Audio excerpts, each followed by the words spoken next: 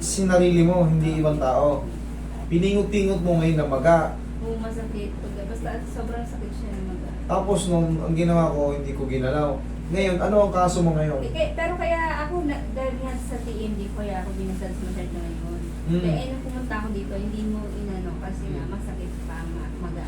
Sabi ko sa'yo, bumalik ka na lang pag-medication ka muna. Ngayon na wala na yung pamamaga. Okay. Ngayon, ano yung pinaka-real kaso natin? Ano yung eksaktong nararamdaman mo? Laging masakit yung ulo ko. Laging masakit ang ulo Saka mo. dito masakit yun sa leeg. Okay. May masakit. Okay. Tapos sa Nga. Sara. Okay, may kumakaltag. Hmm. Okay. Ngayon, gagalawin na natin. Nung una kasi, siyempre, siguro, talagang desperado na siyang, kasi may masakit eh. Sinarili niya raw, piningot-pingot niya. Ngayon, nung nakita ko siguro nung una, nakarabuan or ano, maga kasi maga yung ano niya rito, kaya hindi ko muna. Kasi didiinan ko yun, di ba sabi ko sa'yo?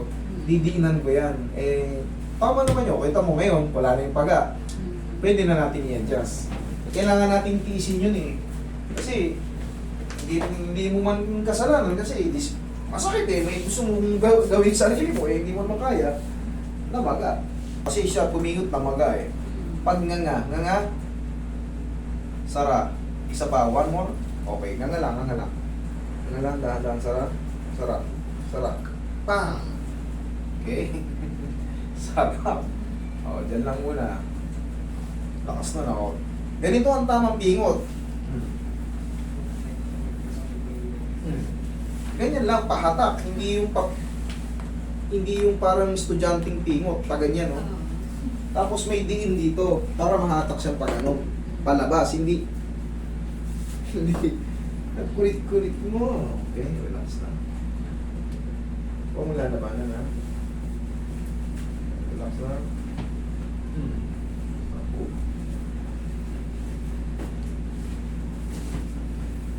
Relax na.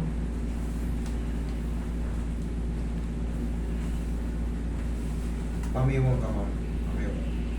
Sige, tigasan mo yung siko mo papunta sa akin. Ayos mo, ha? Okay.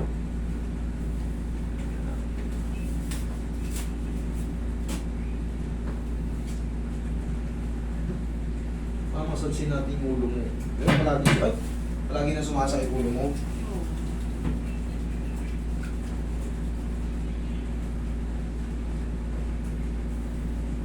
Sa leeg yan. Sige.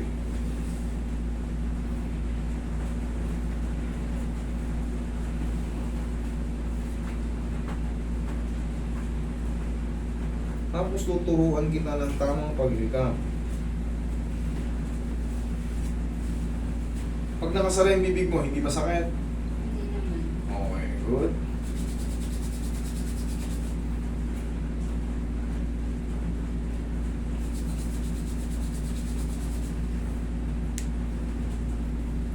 Sa pag-adjust pa lang ng panga, malalaman mo agad pag mali. Kasi, di ba naramdaman mo, lumipat yung panga mo, lumagutok? Pag mali yun, automatic magre-react kagad yan dito sa mga edge. Para siyang nabibinat na kagad o nangangawin o sasakit. Kasi parang na-dislocate yun.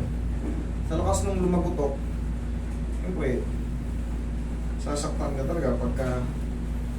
Ngayon, ang tamang hikab is ganito, oh.